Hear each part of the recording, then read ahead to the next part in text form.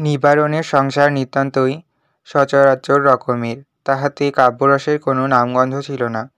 জীবনে উক্ত রসের যে কোনো আবশ্যক আছে এমন কথা তাহার মনে কখনো উদয় হয় নাই। যেমন পরিচিত পুরাতন চটিজোড়াটার মধ্যে পা দুটো দিব্যি নিশ্চিন্তভাবে প্রবেশ করে, এই পুরাতন পৃথিবীটার মধ্যে নিবারণ সেইরূপ আপনার চির অভ্যস্ত স্থানটি অধিকার করিয়া থাকে। সে সম্বন্ধে ভ্রমেয় কোনরূপ চিন্তা তর্ক বা তত্ত্বালোচনা করে না। নিবারণ প্রাতঃকালে উঠিয়া গলির ধারে গৃহদ্বারে খোলা গায়ে বসিয়া অত্যন্ত নিরুদ্বেগভাবে হুঁকাটি লইয়া তামাক খাইতে থাকে। পথ দিয়া লোকজন যাতায়াত করে, গাড়ি ঘোড়া চলে, বৈষ্ণব ভিখারি গান গাহে, পুরাতন বোতল সংগ্রহকারী হাঁকিয়া চলে যায়।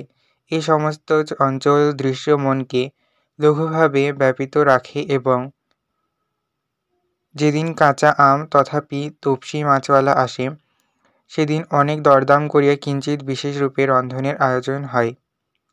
তাহার পর যথাসময়ে তেল মাখিয়া স্নান করিয়া আহারান্তে দড়িতে ঝুলানো চাপকানটি পরিয়া এক সিলিম তামাক পানের সহিত নিঃশেষপূর্বক আরেকটি পান মুখে পুরিয়া আপিসে যাত্রা করে।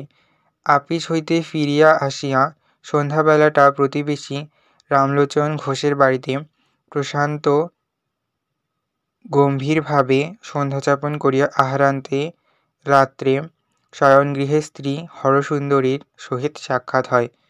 সেখানে মিত্রদের ছেলের বিবাহে আইবড় ভাত পাঠানো, নবনিযুক্ত ধীর অবাধ্যতা, ছিটকি বিশেষে ফোড়ন বিশেষের উপযোগিতা সম্বন্ধে যে সমস্ত সংক্ষিপ্ত সমালোচনা চলে, তাহা এ পর্যন্ত কোনো কবি ছন্দোবদ্ধ করেন নাই এবং সেজন্যে নিবারণের মনে কখনো ক্ষোভের উদয় হয় নাই।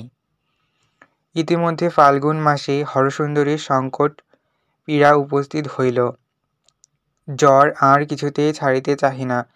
ডাক্তার যতই কুইনাইন দেয়, বাধাপ্রাপ্ত প্রবল স্রোতের ন্যায় জ্বরও তত ঊর্ধ্বে চড়িতে থাকে। এমনি 20 দিন, 22 দিন, 40 দিন পর্যন্ত ব্যাধি চলিল। নিবারণের আপিস বন্ধ। রামলোচনের বৈকালিক সভায় বহুকাল আর সে যায় না। কি যে করে তাহার ঠিক নাই। একবার শয়নগৃহে গিয়া রোগীর অবস্থা জানিয়া আসে, একবার বাহিরের বারান্দায় বসিয়া চিন্তিত মুখে তামাক টানিতে থাকে। 2 বেলা ডাক্তার বৈদ্য পরিবর্তন করে এবং যে যাহা বলে সেই ঔষধ পরীক্ষা করিয়া দেখিতে চাহে। ভালোবাসার এইরূপ অব্যবস্থিত শুশ্রূষা সত্ত্বেও 40 দিনে হরসুন্দরী ব্যাধিমুক্ত হইল, কিন্তু এমনি দুর্বল এবং শীর্ণ হইয়া গেল যে শরীরটি যেন বহুদূর হইতে অতি ক্ষীণস্বরে আছি বলিয়া সাড়া দিতেছে মাত্র। তখন বসন্তকালে দক্ষিণের হাওয়া দিতে আরম্ভ করিয়াছে এবং উক্ত নিশীথের চন্দ্রালোক ও সীমন্তীদের উন্মুক্ত শয়ন কক্ষে নিঃশব্দ পদসঞ্চারে প্রবেশাধিকার লাভ করিয়াছে। হরসুন্দরীর ঘরের নীচেই প্রতিবেশীদের খিড়কির বাগান। সেটা যে বিশেষ কিছু সুদৃশ্য রমণীয় স্থান তাহা বলিতে পারি না। এক সময় কে একজন শখ করিয়া গোটাকতক ক্রোটন রোপণ করিয়াছিল, তার পরে আর সেদিকে বড় একটা দৃশ্যপাত করে নাই। শুষ্ক ডালের মাচার উপর কুষ্মাণ্ডলতা উঠিয়াছে, বৃদ্ধ কুলগাছের তলায় বিষম জঙ্গল। রান্নাঘরের পাশে প্রাচীর ভাঙিয়া কতকগুলো ইঁট জড়ো হইয়া আছে এবং তাহারই সহিত দগ্ধবিশিষ্ট পাথুরে কয়লা এবং ছাই দিন দিন রাশীকৃত হইয়া উঠিতেছে। কিন্তু বাতায়নতলে শয়ন করিয়া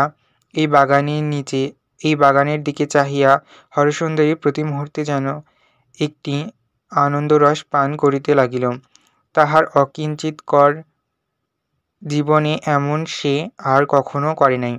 গ্রীষ্মকালে স্রোতবেগ মন্দ হইয়া ক্ষুদ্র গ্রাম্য নদীটি যখন বালুশয্যার উপরে শীর্ণ হইয়া আসে, তখন সে যেমন অত্যন্ত স্বচ্ছতা লাভ করে, তখন যেমন প্রভাতের সূর্যালোক তাহার তলদেশ পর্যন্ত কম্পিত হইতে থাকে।